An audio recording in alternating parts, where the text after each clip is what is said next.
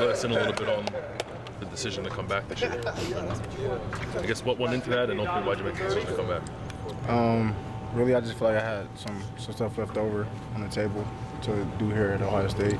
There's a lot of goals I wanted to accomplish. I got with Coach Meyer, and we had a good talk with Coach Alford and my parents, and I felt good about coming back, and I felt like it was the right thing to do, and that's what I did. What were your questions or concerns, I guess, for the coaches if you were going to come back this year? Really just wanted to know what was going on, like, as far as my role and stuff like that.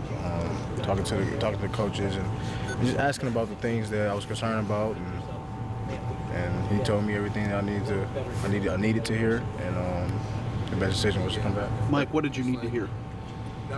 Just things like, you know, touches and stuff like that. It feels like there's not going to be enough. You and JK are both really good. Like, just how is that going to break down? And does the fact that maybe the quarterback's not going to be running as much factor into that? I feel like it's going to help a lot. I think JT finished with more carries than both of us. I don't know if he had less than JK, but he had more than you. Yeah. In my first year, he had more than me. So I feel like those carries are going to hit us a little bit. I guess we expect them carries that the quarterback was having. So I mean, that's good for us too. Mike, when you walked off the field at Dallas after the Cotton Bowl, did you think you were leaving?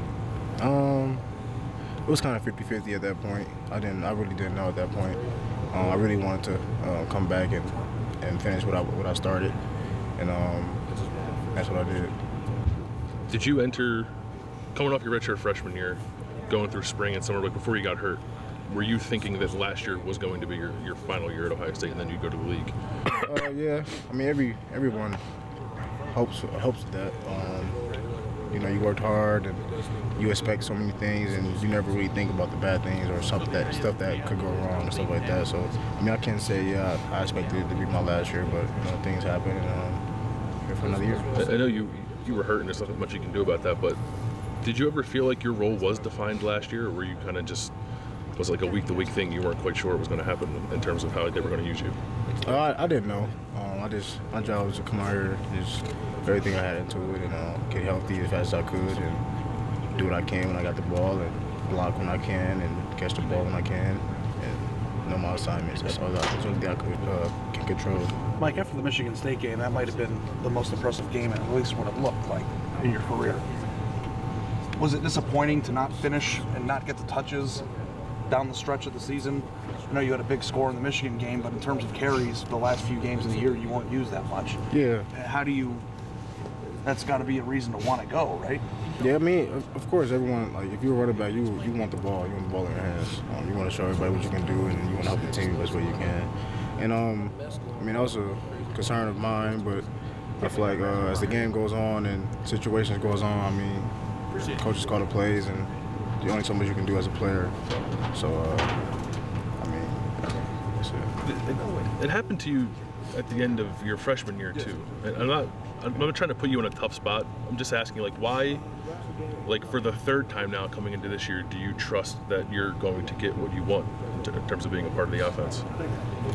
It's just called trusting the process. I mean, I know things happen towards the end of the season and stuff like that, but I feel like Coach Meyer did a real good job of caressing me and telling me the things that I needed to hear, whether it was good or bad, and that put me in a spot where I feel like I need another season.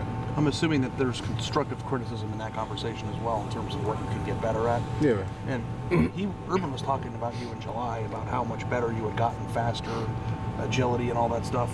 After this past season, what is the thing that you feel like you need to focus on this offseason to improve on, and what was his criticism of your game? Really just to keep going. I made a big jump from my freshman year to my sophomore year. I got a lot faster, stronger, everything. But now his message is really just to enhance that and go harder and get even better. I mean, anybody always get better, so he felt like he never really said anything specifically. He just told me just to keep doing what I'm doing and I'll be successful. Mike, I know that, I don't know exactly what you would have been in terms of a draft pick or what you heard back and But in a situation where you've been here, you've rushed for 1,000 yards, you've seen carries, and there's money on the table, how difficult is that decision to say, hey, I'm going to give it another go. I don't know what I'm going to get touches-wise next year. There's another player who's a co-starter or a starter on this team. Was that a difficult decision to not get paid when you could? Yeah, it was. Especially coming from where I came from. But I feel like I'm better than what was out there for me, and I think another year can help that, and I can even make it even better. Mike, I don't know if you answered this already, but you were pretty emotional in the locker room after the Cotton Bowl, and you almost sounded like a guy who was ready to move on to the next thing. What was the thing that changed that made you say, I'm going to come back for one more year? I haven't decided whether I'll leave or stay in the locker room or not. I mean, I think the emotions was all bottled up from just the whole season, how it went down as far as the injuries, and me, I wasn't even supposed to play last year, so that was more of a being proud of myself to fight back and be able to play and stuff like that. I mean, it's everything put together, really. It wasn't just me deciding whether I'll leave or stay. I know you and JK are friends, Charles, competitors. How intense is the competition between the two of you going to be in the next 9 months?